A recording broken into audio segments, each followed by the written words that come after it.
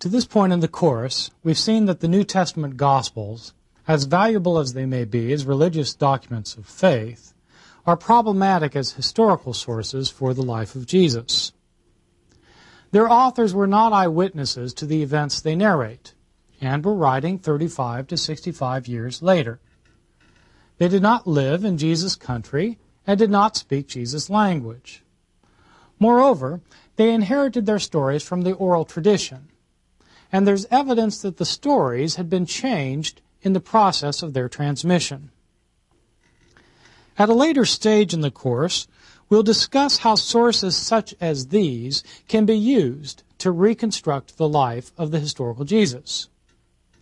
But at this point, we might do well to move beyond the New Testament Gospels to consider whether there are any other sources that might help us in our quest to discover what Jesus actually said and did.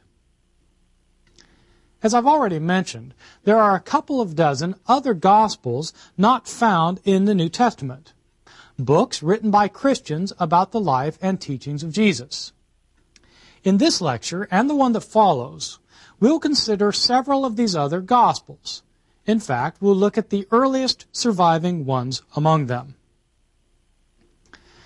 There are several important things to say about these non-canonical Gospels as a group.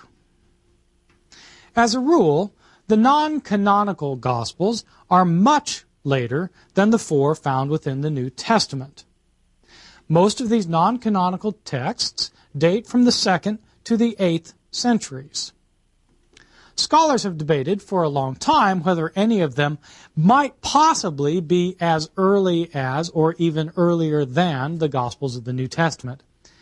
We'll see in the next lecture that there is a claim that can be made for the Gospel of Thomas along these lines, a Gospel that contains 114 sayings of Jesus, some of which not found in the Gospels of the New Testament. A number of scholars think that this Gospel was contemporary, at least, with the four of the New Testament, although I should say that this is probably not the majority opinion among scholars, but a good case at least can be made. The consensus among scholars, though, that this is the only instance in which we have a gospel that might be as old as our others. In fact, the other couple of dozen Gospels appear to be much later. Most of them are well after the 2nd and 3rd centuries. Moreover, we can say that unlike the anonymous Gospels of the New Testament, many, perhaps even most, of these non-canonical Gospels are actually pseudonymous. The reason I say they possibly are pseudonymous is because a number of these texts don't come down to us as full documents. In many instances, what we have are fragments of Gospels so that we don't know the entire literary character of them. But the ones we have, many of them are pseudonymous.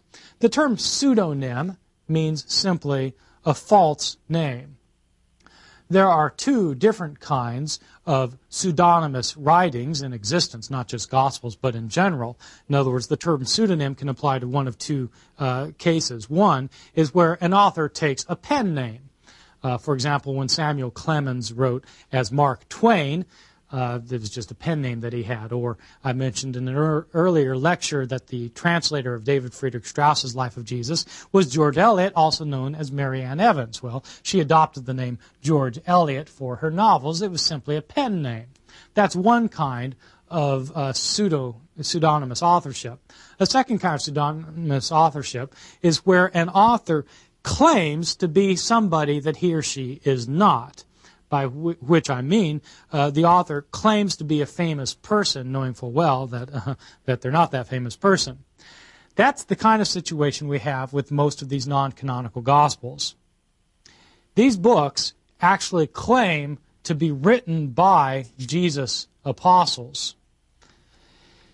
In these lectures, we'll consider Gospels that were allegedly written by Jesus' closest disciple, Peter. I'll talk about that Gospel at the end of this particular lecture. And another Gospel that allegedly was written by his own brother, Judas Thomas. Other Gospels claim to be written by such people as Jesus' disciple, Bartholomew, his brother James, his female companion, Mary Magdalene. All of these books appear to be forged. In other words, the authors wrote in somebody else's name with the clear intention of deceit. Most of these non-canonical texts appear to have used the canonical Gospels as well as oral traditions about Jesus, oral traditions that the authors themselves had heard. The earliest of these Gospels, though, may not have used Matthew, Mark, Luke, and John. The vast majority of them obviously did use Matthew, Mark, Luke, and John, as we'll see in one instance in this lecture. But the earliest ones possibly did not know about Matthew, Mark, Luke, and John because these books may not have been widely in circulation at the time. We need to remember that in the ancient world, books were not mass-produced the way they are today, so that today when an author publishes a book, within the week, they'll have hundreds of copies found throughout the country and even overseas. In the ancient world, the only way a book could be produced and reproduced was by hand, which is a very slow process. And so by and large, books were not massively distributed as they are today, so that there'd be nothing unusual in seeing a second century author having no access to Matthew, Mark, Luke, and John. So the earliest Gospels appear not to have, but the later Gospels appear to have used these four canonical books. As we'll see, since Matthew, Mark, Luke, and John were not available evidently to the author of the Gospel of Thomas, that's what makes his own account particularly useful for us in reconstructing Jesus' actual teachings. Most of the other accounts outside of the New Testament, though, are highly legendary in character, as we'll see by looking at several of them. It's possible to categorize the non-canonical Gospels into three groups: infancy Gospels, narrative Gospels, and sayings Gospels. Infancy Gospels provide stories about Jesus' birth and childhood. Many of them draw on the stories of Matthew and Luke for their accounts. By and large, Matthew and Luke don't tell us many stories about Jesus from the time of his birth up to his baptism. In fact, there's only one story about Jesus as a youth in these Gospels. That's in Luke chapter 2, where Jesus is a 12-year-old, a story about him being in the temple talking to the teachers of the Jewish leaders. Matthew doesn't tell any stories after the narrative of Jesus' birth, and Mark and John also have no stories of Jesus' young life. These infancy Gospels, though, do have stories of that sort. Narrative Gospels are like the Gospels of the New Testament in that they contain accounts of the life and sometimes the death of Jesus told in narrative form. And third, sayings Gospels principally contain collections of Jesus' teachings, often without any narrative context at all. We'll consider an example of each of these kinds of Gospels over the course of the next two lectures. I'm going to begin with an example of an infancy Gospel and focus my attention on the so-called infancy Gospel of Thomas, which is one of the earliest non-canonical Gospels and almost certainly the earliest of the infancy Gospels. Scholars debate when the infancy Gospel of Thomas was actually written. There are very few internal clues that can help us date the book, but some scholars think that it was produced as early as the first half of the 2nd century. In other words, possibly 30, 40, 50 years after the Gospel of John. The book is attributed to a person who is named Thomas, a word which means twin. In some parts of early Christianity, it was believed that Jesus had a twin brother named Judas Thomas. Now, when I teach these other Gospels, my students, my undergraduate students, frequently are puzzled by this claim that's found in some Syrian Christian traditions that Jesus had a twin brother named Thomas. It's quite clear in the New Testament itself that Jesus is alleged to have had brothers and sisters, as we'll see later in this course. Mark chapter 6, John chapter 7, several other sources mention Jesus' brothers. One of these brothers is called Judas, or Jude. This is the person who allegedly wrote one of the books of the New Testament, the book of Jude. But how is it that he would be a twin brother of Jesus? Well, in fact, in traditions in Syria in the 2nd and 3rd centuries, it was believed that this person was Jesus' twin brother. But how could Jesus have a twin brother if, in fact, his mother, when he was born, was a virgin?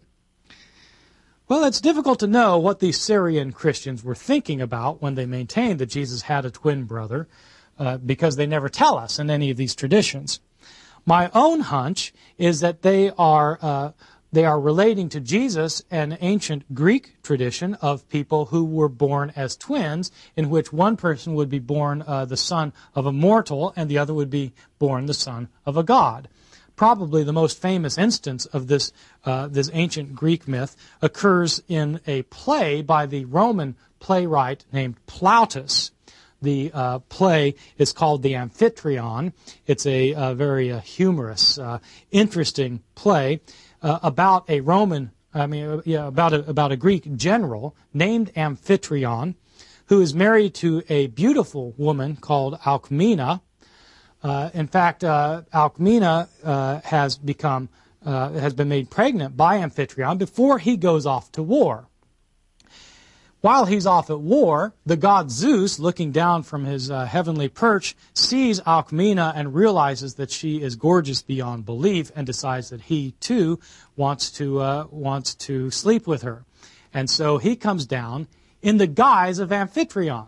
In other words, he makes himself appear like Amphitryon and comes to Alcmena, who thinks now that her husband has come back from war, and welcomes him with open arms. And Zeus then goes to bed with Alcmena, and according to Plautus, Zeus enjoys the evening festivities to such a degree that he commands that the constellations stop their movement so that the night will prolong itself many times over. And finally, when even the god Zeus has had enough of their frolicking, he orders that the constellations once again begin their procession. And then when the morning comes, he up and leaves. Unfortunately, the next morning is when the real Amphitryon does show up from war and comes home to greet his wife, who treats him rather casually, not understanding that, in fact, he has not spent the night in her arms. He doesn't understand this, but she herself then becomes confused until the whole thing unravels and becomes clear what happened. Well, what happens in the end is that, in fact, she gets pregnant by both. She was previously pregnant by Amphitryon, and she bears to him the mortal Iphicles, but she's also been made pregnant by Zeus. And she bears to him the demigod Heracles, so that Heracles, the demigod, has a half-brother, Iphicles, who's mortal. Were the Syrian Christians thinking of something like that about Jesus, that he had a twin brother? Possibly. We simply don't know because they haven't told us. In any event, it was believed that Jesus had a twin brother. This gospel, this infancy gospel of Thomas, apparently claims to have been written by Jesus' twin brother, who describes the activities of Jesus while he was a young boy. Who better to know what Jesus was like than his own sibling? The motivating question behind this account of Jesus' young life has continued to intrigue readers of the New Testament ever since. If Jesus was a miracle-working Son of God as an adult, what was he like as a kid? Well, it turns out that the boy was a bit mischievous. The account, which we have preserved for us in ancient texts that have been translated into English for us, I'm quoting the text that actually it's a collection of texts that I've got in a reader called the New Testament and Other Early Christian Writings. The account begins with Jesus as a 5-year-old. When this child Jesus was 5 years old, we're told, he was playing at the ford of a stream. He made the pools of rushing water, and made them immediately pure, ordering this by his word alone. So he clears up the muddy water just by commanding it to be pure. He then made soft clay and modeled 12 sparrows from it. It was the Sabbath, though, when he did this. There were many other children playing with him.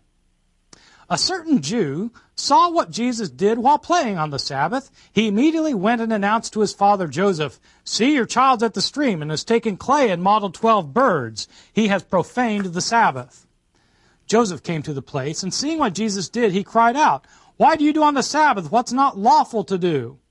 You see, Jesus has worked on the Sabbath by making these clay pigeons, and people are upset. And so Jesus responds by clapping his hands and crying to the sparrows, "Be gone!" And the sparrows flew off chirping. The Jews saw this and were amazed. So this is a terrific incident in which Jesus is accused of violating the Sabbath. He makes these birds to come to life, and he then, in effect, asks, what birds did I make on the Sabbath? He, in fact, has destroyed all evidence of malfeasance. Jesus is portrayed in his early years in this account as a bit temperamental. In the next story, we read that a playmate of his takes a willow branch and muddies up the water that Jesus had purified. Jesus is angry and tells the child, "You unrighteous, impious ignoramus, what did the pools and the water do to harm you? Behold, you shall also wither as a tree, and you shall bear no leaves, nor roots, nor fruit." And immediately we're told that child was all withered. The parents come and bear this withered one away, bemoaning his lost youth, and they reproach Joseph, "What kind of child do you have who does such things?" Later on, Jesus is walking through the village, and another kid comes up and bumps into him, runs into him, and this irritates Jesus, and Jesus turns to him, curses him, and withers him on the spot. Much to the dismay of the parents in town, Jesus appears to be an unsafe child to have in the village. Jesus' wrath, though, is not reserved just for other children. We read of a story later where Joseph intends to have Jesus learn how to read and write. Decides he needs to learn his letters. So he takes Jesus to a teacher. The teacher says, "I will first teach him Greek, and then I'll teach him Hebrew." And so then he starts teaching him the alphabet, and he tries to get Jesus to repeat the letters. Alpha, beta, gamma, delta. Jesus, repeat after me. Alpha, beta, gamma, delta. Jesus refuses to repeat, and the teacher gets upset with him. "Please, repeat after me." No, Jesus refuses. Finally, out of exasperation, the teacher smacks the boy upside the head, which turns out to be the single greatest mistake he made in an illustrious teaching career. Jesus turns on him, curses him, and he falls down dead. Well, as time goes on, Jesus begins to learn how to use his powers for the good. There's an episode in which Jesus is playing on the rooftop. They have these flat roofs.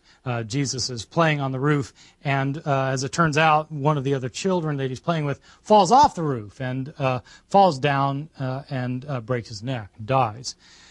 Well, the child come to see their child named Zenon lying in the ground. They look up. All the other children have fled, but there's Jesus standing over the roof looking down, and there's their child dead. They assume that Jesus has been up to his tricks again. They begin to reproach him. Jesus, though, leaps off the roof, jumps down, lands beside the child, and yells out, "Zenon, did I throw you down?" And Zenon immediately rises from the dead and says, "No, Lord, you did not cast me down. You have raised me." From then on, Jesus begins using his power for good, saving his friend from deadly snake bites, healing the sick, raising those whom he had previously killed, and proving to be remarkably handy to have around the house. When Joseph, the carpenter, has miscut a board for the bed of a wealthy patron, Jesus tells him not to worry. "Here, Dad, you stand at one end, I'll stand at the other." Joseph grabs the board, and Jesus then pulls it out to be the right length, so saving his father from incurring some financial loss. The account finally concludes with Jesus as a 12-year-old in the temple, surrounded by scribes and Pharisees who hear him teach and who bless Mary for her wonderful child that she's brought into the world. This is a story that the author has taken from Luke chapter 2. Clearly, this infancy gospel of Thomas is based on legend and on pious, or not so pious, Christian imagination. This book may have been written simply for entertainment. We ourselves, when we read it, find it rather entertaining. somewhat hard to take very seriously as a serious doctrine. But it may be that people in the ancient world, ancient Christians, looked upon this, in fact, as a pious account. It's very hard to say. What is clear is that if we want to know about the historical Jesus, this book is not going to be of much use to us.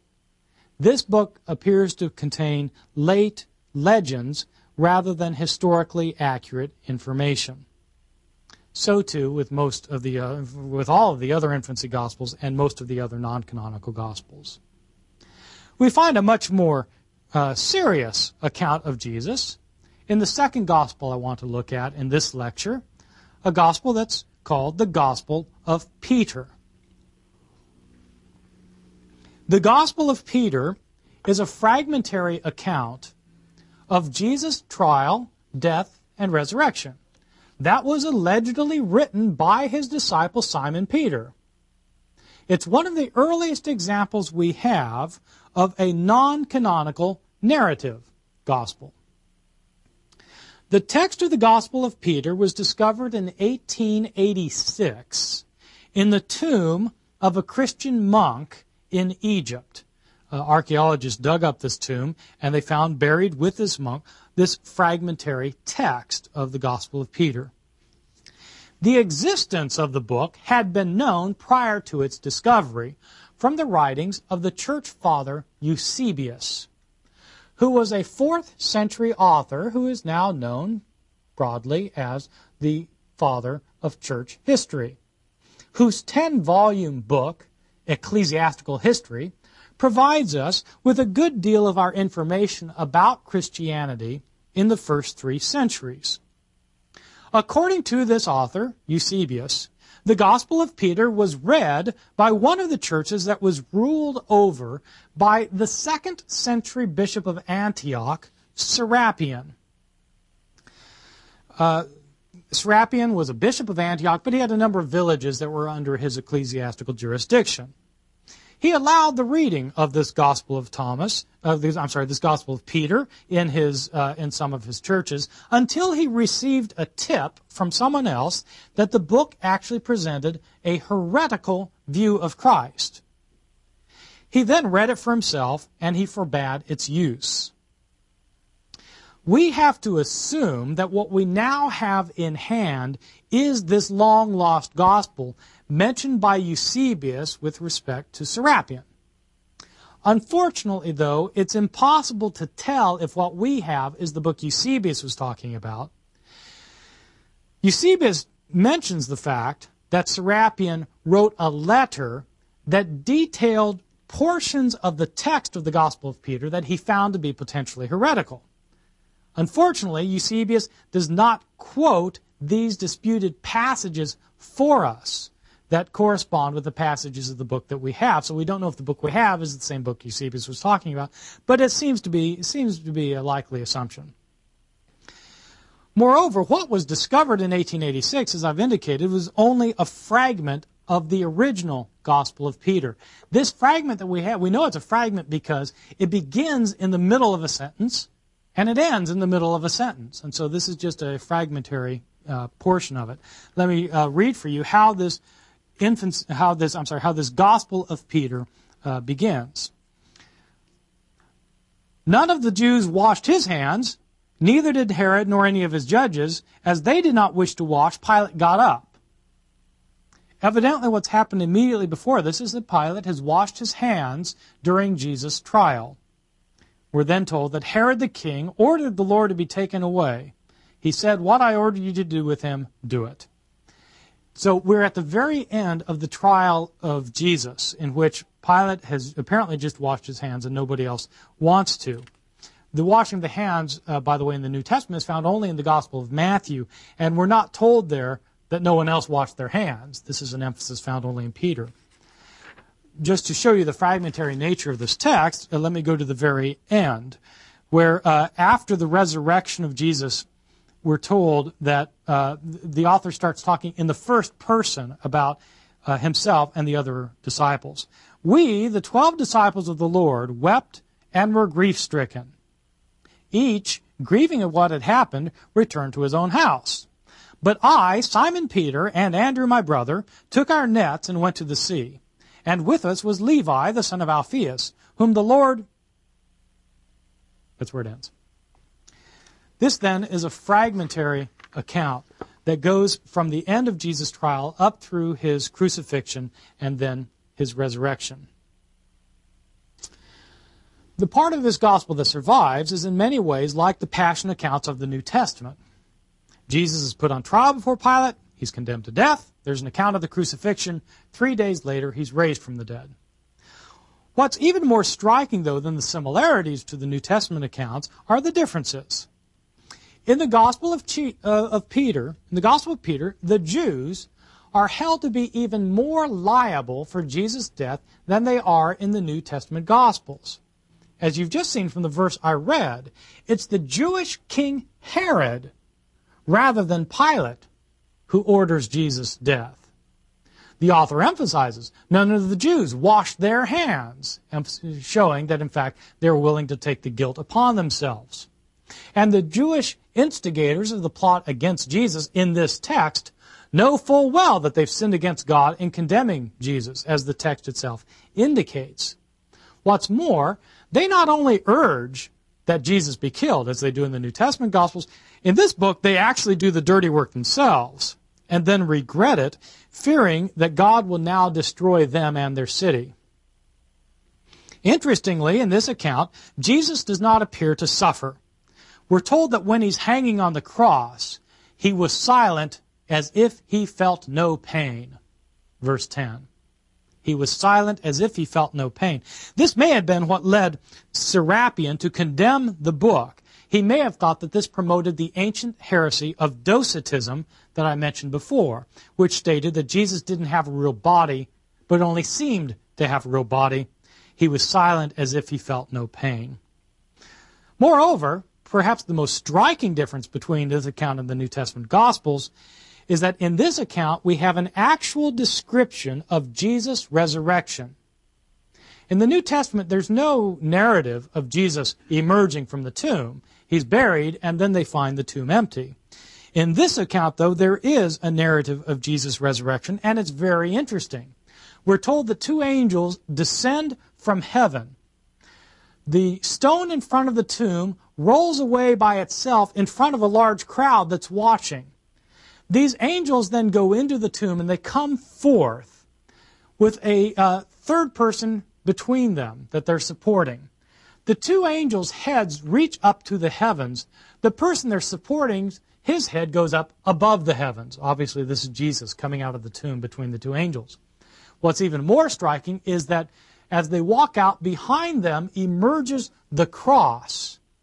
And a voice comes from heaven asking, has the gospel been taken to those who are asleep, in other words, dead?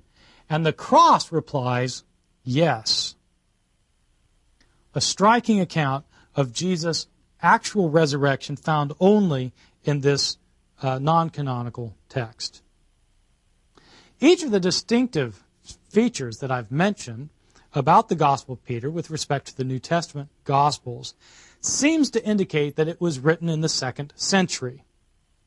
During the 2nd century, Christians had begun to hold the view that Jews were completely accountable for Jesus' death. Moreover, by this time there were docetic Christians who maintained that since Jesus was fully divine, he could not really have suffered. And the legendary details surrounding the resurrection appear to be later additions to the stories about Jesus. Whether this account had full access to the earlier Gospels of the New Testament and used their accounts to construct its own remains an open question that's answered differently by different scholars. There are a number of similarities to the New Testament Gospels, especially the Gospel of Matthew with things like the washing of the hands and a guard posted at the tomb. But on the other hand, there aren't any real verbal similarities, word-for-word agreements between Peter and the other accounts, so that it's hard to know whether it used the accounts as a source.